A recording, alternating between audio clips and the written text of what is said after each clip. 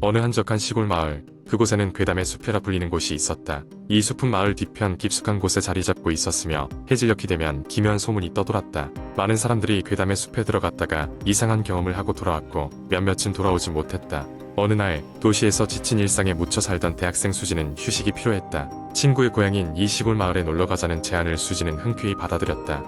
집에 도착한 첫날 밤, 친구와 함께 한적한 마을의 공기를 즐기며 산책하던 중 그들은 예외 없이 괴담의 숲 이야기를 듣게 되었다. 이 숲에는 귀신이 산다더라. 심지어는 밤에 울고 있는 여자의 모습이 보였다고 해. 그녀를 보게 되면 반드시 무슨 일이 생기지. 호기심이 많았던 수지는 괴담의 숲 이야기에 매료되었다. 무서움을 느끼기보다는 오히려 그 숲에 들어가 보고 싶은 충동이 더 강해졌다.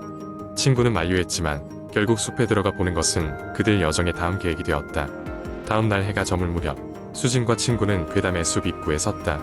숲은 낮에도 상당히 음침했지만 해가 지니 모든 풍경이 기묘하게 변해 있었다. 그들은 손전등을 켜서 길을 비추며 숲속으로 조심히 발걸음을 옮겼다. 숲은 처음엔 평범했다. 바람에 흔들리는 나뭇가지 소리와 벌레 우는 소리가 들릴 뿐이었다. 그러나 그들이 숲 깊숙이 들어갈수록 주변은 극도로 조용해졌다. 그리고 그것은 바로 그 순간이었다. 멀리서 여자의 흐느끼는 소리가 들려왔다. 수진과 친구는 순간적으로 발걸음을 멈췄다. 소리는 점점 가까워졌다. 마치 누군가 그들에게 다가오고 있는 듯한 느낌이었다. 수진은 주변을 둘러보았다. 그리고 숲속 어딘가에서 하얀 드레스를 입은 여자가 보였다. 그녀는 고개를 푹 숙이고 있어 얼굴은 보이지 않았지만 가녀린 울음소리는 확연히 들렸다. 수진은 숨이 멈출 것 같았다. 그녀는 소문이 사실임을 직감하고 얼른 돌아서려 했다. 하지만 이상하게도 몸은 말을 듣지 않았다. 친구 역시 말을 잃은 채 가만히 그 자리에 서 있었다. 마침내 그 여자는 고개를 들었다. 그리고 그 순간 수진과 친구는 비명을 지르지 않을 수 없었다. 여자의 얼굴은 없는 것이나 마찬가지였다. 검고 깊은 구멍이 두 눈 대신 자리 잡고 있었고 입은 처절한 비명 소리를 내듯 크게 벌어져 있었다. 당황한 수진과 친구는 필사적으로 숲 밖으로 뛰기 시작했다. 두려움을 느끼며 끝없이 달렸다. 다행스럽게도 숲 입구는 그리 멀지 않았고 그들은 무사히 숲을 빠져나왔다. 둘은 목숨이 붙어있는 것에 안도하며 서로를 끌어안았다. 집으로 돌아온 후 그들은 그날의 일을 다른 사람들에게 이야기했다. 그러나 마을 사람들은 다만 고개를 저으며 그 숲에서는 어떤 일도 일어날 수 있다 는 말만 되풀이할 뿐이었다. 그 후로도 수진과 그녀의 친구는 그날의 기억을 떨칠 수 없었고 종종 꿈에서 그 형상이 나타나곤 했다. 그들은 결국 그 사건 이후로 괴담의 숲에 다시는 가까이 가지 않았다. 비록 그 경험이 몇 년이 지난 후에도 잊히지 않았지만 그들은 이제 그저 별난 경험 하나로 여길 뿐이었다. 그러나 한 번씩 바람이 세게 불거나 밤이 깊어지면 그날의 끔찍한 얼굴이 떠올라 몸서리를 치곤 했다. 결국 그 숲은 늘 그렇듯 어둠에 묻혀 있었고 또 다른 호기심 많은 이들을 기다리고 있었다. 두 번째 이야기. 어느 늦여름밤 대학생 민수는 학교 친구들과의 술자리를 마치고 집으로 가는 길이었다. 새벽 1시를 넘긴 시간, 공기는 다소 싸늘했고 민수는 약간 취기가 올라와 비틀거리는 발걸음으로 아파트 단지에 들어섰다. 아파트 단지는 대체로 조용했고 산들바람에 나뭇잎이 흔들리는 소리만이 공간을 채우고 있었다. 그날따라 이상하게 불길한 느낌이 들었지만 대수롭지 않게 생각하고 발걸음을 재촉했다. 엘리베이터에 도착했을 때 왠지 모를 눌림 버튼 소리가 들렸다. 민수는 엘리베이터 문이 열리자 주저없이 들어갔고 10층 버튼을 눌렀다. 엘리베이터는 천천히 올라가기 시작했다.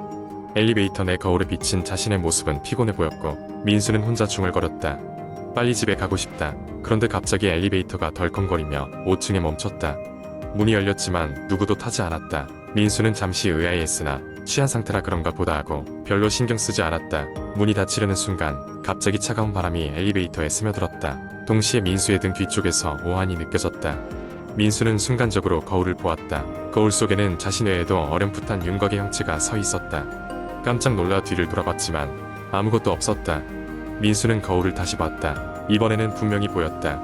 검은 머리칼에 창백한 얼굴을 한 누군가가 있었고 민수를 빤히 쳐다보고 있었다. 민수는 그 자리에서 얼어붙어 버렸다. 손가락 하나 움직일 수 없었다. 그 순간 엘리베이터가 다시 움직이기 시작했고 이윽고 10층에 도착했다. 문이 열리자 민수는 곧바로 엘리베이터를 빠져나왔다. 하지만 거울 속 형체는 여전히 그를 바라보고 있었다. 민수는 급하게 집으로 뛰어들어갔고 문을 걸어 잠그고야 겨우 숨을 돌릴 수 있었다. 심장은 아직도 두근거렸고 머릿속은 혼란스러웠다. 그러나 방 안은 여전히 조용했고 민수는 잠시 안도했다. 이튿날 아침 민수는 전날 밤의 일을 친구들에게 이야기하며 웃음을 담아 넘기려 했다. 하지만 친구들 중 한 명은 진지한 얼굴로 이렇게 말했다. 그거 혹시 5층에 살던 여자 아닐까? 전에 그 층에 살던 여자가 불행한 사고로 세상을 떠났다는 이야기가 있었던 것 같은데. 그 말을 들은 순간 민수의 등골은 다시 한번 서늘해졌다. 그 후로 민수는 늦은 밤에 엘리베이터를 이용하는 것을 꺼려하게 되었다. 가끔씩 엘리베이터 앞을 지날 때면 그 거울 속에 비친 또 다른 시선을 느낄 수 있었다. 그렇게 시간은 흘렀고 민수는 졸업과 동시에 다른 지역으로 이사를 갔다. 하지만 그가 마지막으로 집을 떠나는 날 엘리베이터를 타고 내려오는데 불쑥 그때의 기억이 떠올랐다. 그리고 5층에 도착했을 때 또다시 문이 열렸고 이번에도 아무도 없었다. 민수는 고개를 돌려 엘리베이터 거울을 바라보았다. 거울 속에는 자신만이 있었다. 허탈한 웃음을 지으며 쟨 정말 끝이야 라고 중얼거리며 민수는 그곳을 떠났다. 그로부터 몇 년 후 민수는 친구들과의 전화통화 중 갑작스러운 소식을 접하게 되었다. 자신이 살던 아파트 단지가 재개발이 되어 허물어졌다는 것이다. 순간 묘한 기분이 들었지만 민수는 더 이상 그 아파트와 연관된 기억을 곱씹고 싶지 않았다. 전화기를 내려놓고 민수는 흐릿한 미소를 지으며 창밖을 내다보았다. 그렇게 그의 경험은 시간 속으로 희미해져 갔다.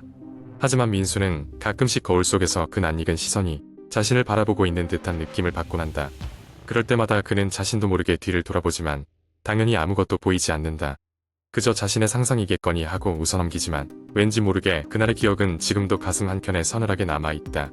지금도 민수는 종종 거울 앞에서 자신을 보며 그날의 공포를 상기시키곤 한다. 그리고 다시 한번 아무도 없는 공간 속에서 들리는 것 같은 희미한 속삭임을 느끼고는 고개를 저으며 다른 생각을 한다. 모두 지나간 일일 뿐이야. 그러나 그 밤의 잔상은 여전히 그의 잠을 방해하곤 한다. 세 번째 이야기. 어느 날 나는 인터넷에서 우연히 공포썰이라는 글을 발견했다. 평소 호기심이 많던 나는 그 글을 클릭했고 글의 내용은 나를 단번에 사로잡았다. 이야기는 어느 한적한 시골 마을에서 시작된다. 그곳에는 오래된 저택이 하나 있었는데 마을 사람들은 그 집에 귀신이 산다고 수군거리며 피하는 곳이었다. 저택은 몇십 년 동안 비어 있었고 그 안에는 수많은 미스터리한 사건들이 얽혀 있었다. 마을에선 매년 여름밤 한 명씩 마을 사람이 실종되었고 그 실종자들은 다시는 돌아오지 않았다. 마을의 노인들은 그 저택이 원인이라고 주장했다. 저택의 소유자는 예전에 한 여인이었는데 아이를 잃고 비통함에 젖어 세상을 떠났지. 그녀가 죽은 이후로 저택에 얽힌 저주가 시작됐다고 하더군. 그들은 마을의 젊은이들에게 항상 조심하라고 경고했다. 이 이야기를 들은 나는 호기심을 주체할 수 없었다. 나는 인터넷에서 찾은 정보를 바탕으로 그 저택을 조사해보기로 마음먹었다. 친구 몇 명에게 이야기했지만 다들 겁을 먹고 나를 말리기만 했다. 결국 혼자서 저택으로 향했다. 저택은 보기만 해도 으스스했다. 오래되고 낡은 외관은 마치 시간이 멈춘 것 같았고 정원은 잡초와 넝쿨로 뒤덮여 있었다. 나는 문을 열고 내부로 들어갔다. 오래된 나무 바닥이 내 발걸음을 따라 삐걱거렸고 창문을 통해 들어오는 달빛이 어둠을 간신히 밝히고 있었다. 저택 내부는 오랫동안 사람이 살지 않아 먼지투성이었다. 곳곳에는 오래된 가구와 녹슨 샹들리에가 그대로 남아있었다. 나는 그곳에서 무언가를 찾으려 주변을 돌아다녔고 얼마 지나지 않아 지하로 내려가는 계단을 발견했다. 호기심에 못 이겨 나는 조심스럽게 계단을 내려갔다. 지하는 으스스한 분위기로 가득 차 있었고 어디선가 흐느끼는 소리가 들려왔다. 그 소리는 점점 더 선명해졌고 나는 소리의 근원지를 찾아갔다. 지하 끝에는 작은 방이 하나 있었고 그 문은 살짝 열려 있었다. 나는 문을 밀고 들어갔고 그곳에는 오래된 사진들이 벽에 걸려 있었다. 사진들 속에는 저택의 과거 주인으로 보이는 사람들과 그들의 가족이 담겨 있었다. 그런데 모든 사진의 끝부분이 불에 그슬린 듯 잘려 있었다. 그 순간 방의 한쪽 벽에 의문의 메시지가 눈에 들어왔다. 내가 그들을 찾을 것이다. 그들이 원하는 것은 라는 문구가 피로 쓰인 것처럼 보였다. 그 글을 읽는 순간 뒤에서 찬바람이 불어왔고 몸이 얼어붙는 느낌을 받았다. 등 뒤로 돌아본 나는 어둠 속에 서 있는 실루엣 하나를 볼 수 있었다. 그 실루엣은 점점 더 내게 다가왔고 그로 인해 공포가 극에 달했다. 그 순간 급하게 방을 빠져나와 저택 밖으로 도망쳤다. 저택 밖으로 나와 뒤돌아보니 아무도 나를 쫓아오는 이는 없었다. 그러나 그때부터 나는 매일 밤 악몽에 시달리게 되었다. 그 이후로 나는 저택에 다시는 가지 않았다. 하지만 그곳에서 경험한 기묘한 일들은 결코 잊혀지지 않았다. 저택은 아직도 그곳에 서 있었고 여전히 누구도 그곳에 가까이 가지 않았다.